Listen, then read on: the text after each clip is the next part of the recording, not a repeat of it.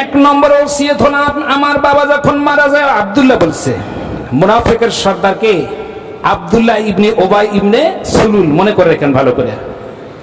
তার ছেলে আল্লাহ রাসূলের সাহাবী, অন্তিম সময়ে মৃত্যু শয্যায় শায়িত, তখন এই কথা ওসিয়ত করতেছে রাসূলের কাছে।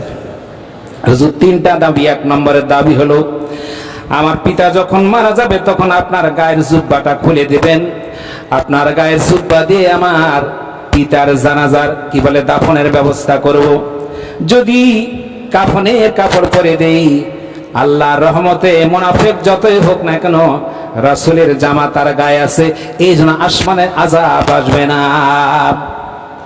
দুই নম্বর হলো, হুজুর যখন আমার পিতা মারা যাবে তখন আপনি খালি গায়ে কবর যখন খনন করা হবে মাফুন করার জন্য, তখন ওই কবরে আপনি গড়াগড়ি দিবেন। গড়াগড়ি দিলে পারে আমার কবরে আযাব মুনকির নাকির চলে যাওয়ার পর যখন ঘূর্ণিঝড় সর্প আসবে, সাপ কাটবে, আযাব যখন দিবে, হাতুড়ি দিয়া যখন পিটাইবে, তখন আল্লাহর নবী মাটিতে স্পর্শ করেছে, এই মায়ায় হয়তো আযাব আসবে না। তিন নম্বর হলো, হুজুর আমার আব্বার জন্য আপনি দোয়া করবেন, তাহলে আসমান থেকে আল্লাহর গজব নেমে আসবে না। কয়টা দোয়া করতে বললেন? কয়টা কাজ? তিনটা। এক নম্বর হলো, জামা কাপড় আপনার দিয়ে আমার পিতার কাফনের কফিন করে দেব। দুই নম্বর হলো, মাটিতে আপনি গড়াগড়ি দিবেন যাতে করে আযাব না হয়।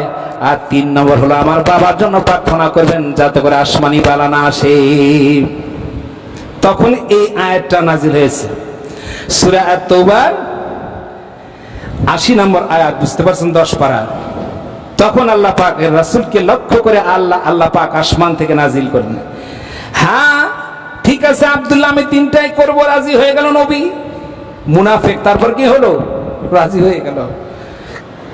এই জন্য সমাজে যারা আলেম ওলামা আছে, যতই মুনাফিকি করেন না কেন, মাথায় টুপিতে বেয়াদবি করেন না কেন, তারপর ওরা ক্ষমার দৃষ্টিতে দেখে। এরকম আচরণ আছে না নাই? শিক্ষাটার কার কাছে? রাসূলের আদর্শ নিয়ে শিক্ষা দিয়েছেন। আরে যেই নামাজে সেই জয় নামাজ কাবা শরীফের সাথে আজকে এইখান থেকে সম্পর্ক তার জুড়ানো আছে। আহারে আহা,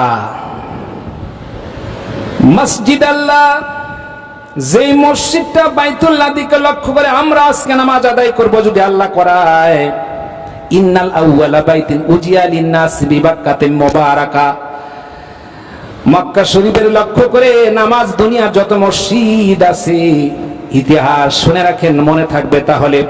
মক্কা থেকে এনকার সম্পর্ক কি হুজুর বলেন?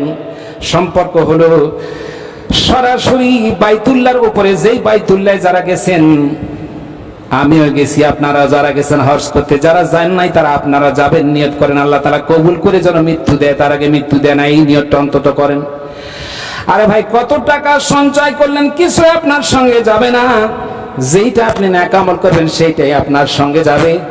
যদি পারো তো পক্ষে দোয়া করেন, আল্লাহ বাইতুল্লাহ না নিয়ে আমার মৃত্যু দিও না।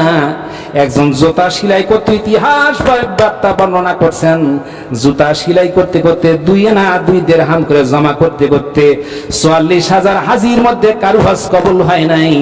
কারো মালের মধ্যে, কারো নিয়তের মধ্যে, কারো ফরজিয়াতের মধ্যে, কারো হজের আহকাম আরকানের মধ্যে ভেজাল ছিল। ওই জুতা সেলাই করতে, সেই জুতা সেলাই করা লোকটার হজ আল্লাহর কাছে কবুল হয়ে গেছে। আহারে, নিয়ত থাকলে তো সবই কিছু হয়ে যায়। আহা, ওই বাইতুল্লাহর উপরে সরাসরি বাইতুল মামুর নামে একটা মসজিদ আসমানে আছে। আমাদের মতো এখন ইসরাফিল আজান দিয়েছেন, মসজিদে নামাজ হবে। ওখানে একবার যে জামাতের সাথে যে ফেরেশতারা নামাজ আদায় করবে, 70,000 লোকের 70,000 ফেরেশতার জামাত হবে। কিয়ামত পর্যন্ত নতুন করে আরেক দল ফেরেশতা আসবে, আরেকটা ওয়াক্তের মধ্যে আসরের সময় আরেক দল নতুন করে, আমি আর নামাজ পড়তে পারবো না, আরেক দল এসে জামাতে হাজির হবে।